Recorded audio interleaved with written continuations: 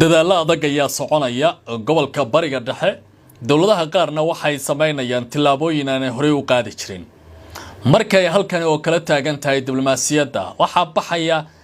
signalis kala duwan oo ku saabsan in wax weyn ay soo socdaan dowladda Iiraan iyo Mareykanka waxaa la ogaanayaa in ay si hoose u wadaan wada hadalkooda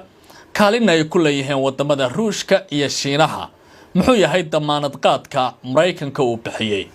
qodobo ayaa jira la leeyahay waa la isku waafaqayaa oo suuragal ay tahay in la qaato barnaamijka ayaan ku ogaan doonaa inta warbaahinta ay ogtahay waxyaabo aan ahayn ayaa la helay kadib markii sargaal sare oo ka tirsan wadanka Jarmalka uu xog la yaab la soo dusiyay caawa taas oo warbaahinta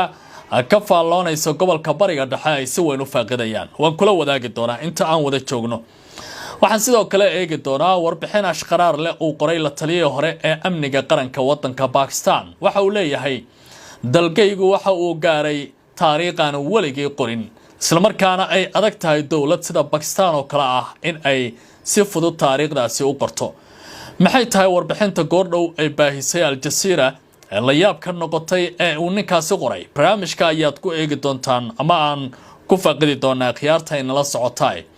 dowladda Masar tallaabo ay hore u qaatay oo waxay leedahay maxaa iga reebaya rucul orodka loogu jira in xal loo helo dhibaatooyinka ka taagan gobolka bariga dhexe Trump ayaa caawa iyo Sisi waxba dhaxmaray oo durbaba warbaahinta Qaahira ay caawa tabinaysa Israa'iilna ra'iisul wasaare Benjamin Netanyahu ayaa kalsooni darro badan ka muuqanaysa iyadoo nidaamka gacan ku samayska ah gudihiisa laga soo warinayo dildilaac badan oo dhinaca siyaasadda gudaha ah odaga ma waxa la joogaa xilligii uu xilka wareejin lahaa mise wali waa adkaysanaya maxay sheegayaan saanka warbaahinta kala duwan ay caawa daboolka ka qaadeen ee banaanka u soo baxaysa qodobadaas ayaan ku faaqidayaa khiyaarta ay nala socotay barnaamijka caawa iyo waliba wararka diblomaasiyadda iyo faaqidaadda caalamka ee channelka Cabdilcasiis Barrow si aad macluumaadkan iyo kuwa kale u heshaan ha ilmaamina inaad ku soo biirtaan YouTube-ka oo subscribe saartaan waa mahadsantiin ma ogtahay in dhakhtar Shaafici Aadan Dirir loo aqoonsaday dhakhtarka ugu wanaagsan qaliimada dalkeena Soomaaliya ahna dhakhtarkii ugu horeeyay ee wax ku qala qalabka casriga ah ee laparoscopiga ama laserka maalin waliba wuxuu heega kugu yahay isbitaalka Shaafici ee magaalada Muqdisho ee hore u gaar xog ayaa soo baxaysa tilmaamaysa in dowladda Iiraan iyo Mareykankuba ay ku dhow yihiin in heshiis la gaaro taas oo dowlado waaweyn ay ku lug yeesheen sida Shiinaha iyo waliba wadanka Ruushka iyadoo Trumpna la leeyahay waxa uu bixiyo damaanad ay sugaysa in la siiyo dowladda Iiraan dhowr qodob oo muhiim ah ayaa miiska saaran taas oo laga yaabo si degdeg ah in loo fuliyo inta badan waxaad moodaa guul inay raacayso dowladda Iiraan oo rabitaankeedii uu meel marayo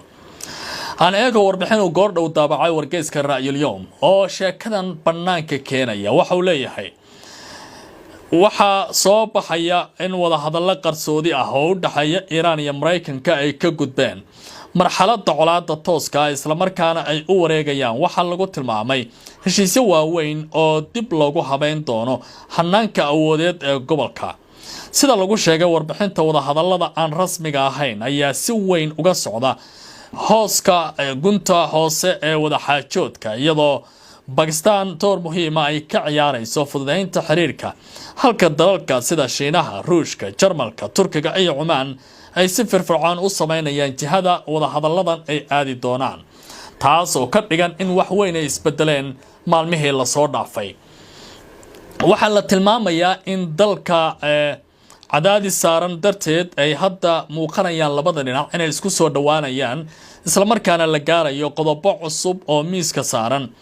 ilaa iyo 4 qodob ay waaweyn ayaa la leeyahay waxa laga yaabaa in heshiis laga gaaro saacadaha in la soo aadan qodobka koowaad waxa uu yahay in si tartiib loo qaado cunaqabataynta saaran wadanka Iiraan in marxalado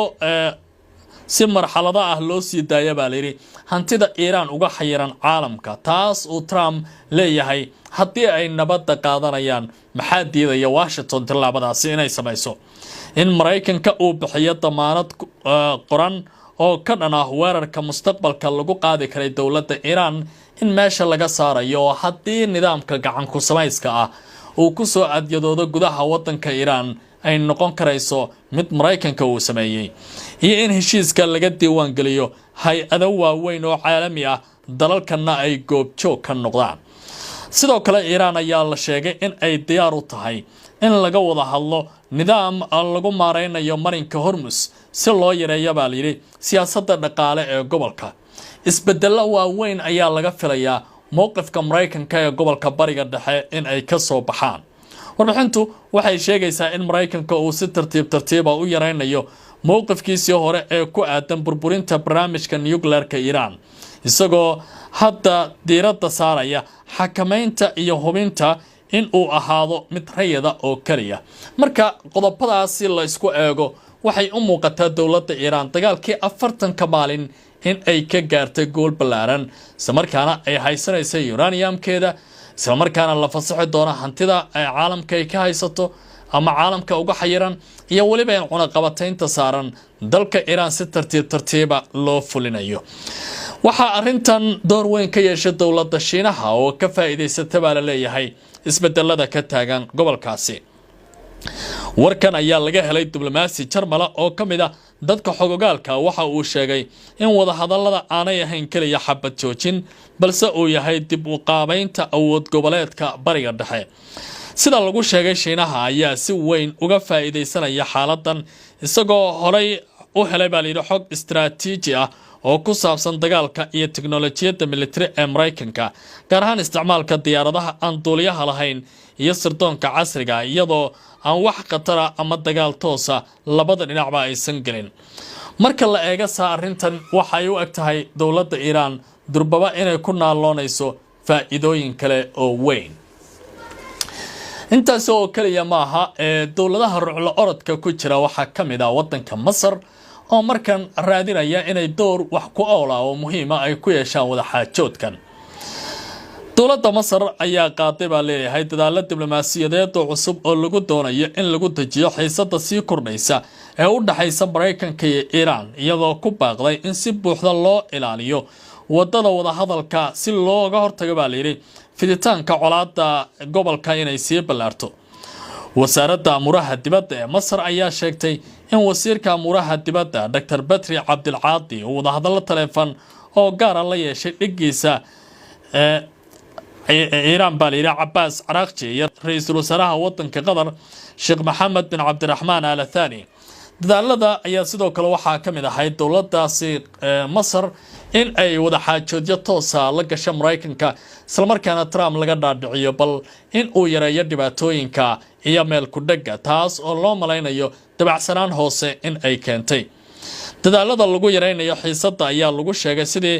labada dhinac wada hadaladooda loo xoojin lahaa, isla markaana loo heli lahaa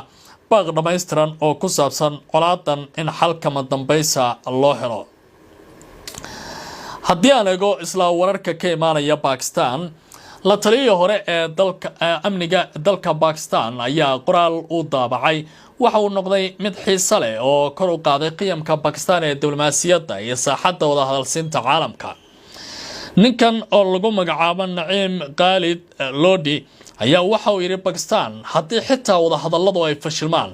waxay ku suntan tahay door lama ilaawana oo muhiim u ah buu leeyahay wadajirka dunida iyo waliba dowladaha diblomaasiyadda ku wanaagsan. maqaal uu qoray la taliyay hore ee amniga qaranka Pakistan, Lodi ayaa muujinaya in Pakistan ay door muhiim ah ka qaadatay dadaalada diblomaasiyadeed ee lagu doonayo in lagu joojiyo colaadda u dhaxaysa Mareykanka, Iran iyo Israel. qoraalkan ayuu ku tilmaamay in kastoo